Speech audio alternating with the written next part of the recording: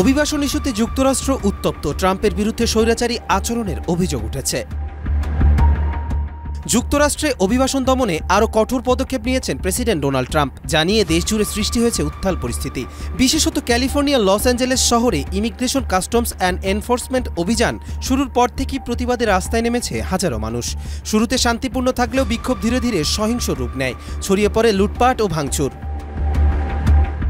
পরিস্থিতি সামাল দিতে ট্রাম্প কোনো প্রকার সম্মতি ছাড়াই ওই রাজ্যে 4000 ন্যাশনাল গার্ড ও 700 মেরিন সেনা মোতায়েনের নির্দেশ দেন, যা ক্যালিফোর্নিয়ার গভর্নর কেভিন নিউসম ও সংবিধান বিরোধী এবং স্বৈরতান্ত্রিক পদক্ষেপ হিসেবে উল্লেখ করেছেন। তিনি জানিয়েছেন, রাজ্যের অনুমতি ছাড়াই সেনা মোতায়েনের ঘটনায় তিনি আদালতে মামলা দায়ের করেছেন। ক্যালিফোর্নিয়ার অ্যাটর্নি জেনারেল রব পন্টা এই পদক্ষেপকে রাজ্যের সার্বভৌমত্বের ওপর সরাসরি হস্তক্ষেপ হিসেবে দেখছেন।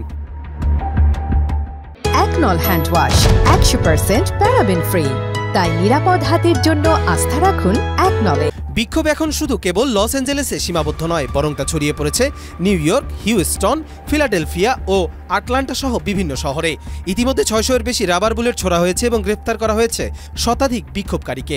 স্থানীয় মেয়র ক্যারেন বাস অভিযোগ করেছেন, ফেডারেল সরকার লস অ্যাঞ্জেলেসকে পরীক্ষামূলক ক্ষেত্র বানিয়ে স্থানীয় প্রশাসনের কর্তৃত্ব কেড়ে নিচ্ছে। এ থেকে মনে হচ্ছে আন্দোলন যেন থামার নামই নিচ্ছে না। কবির চৌধুরী, জয়, মাই টিভি।